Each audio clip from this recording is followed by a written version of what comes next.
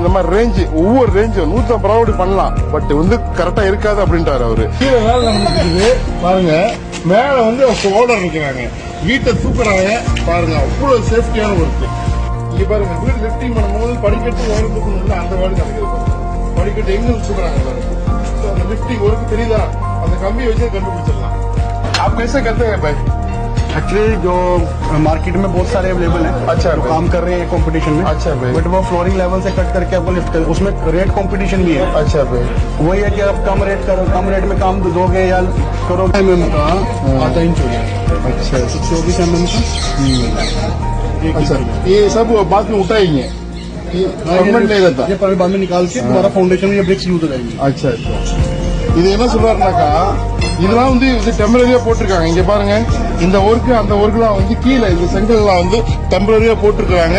இதை வந்து எடுத்துருவாங்க. சோ இது மேல வச்சு அவங்க வந்து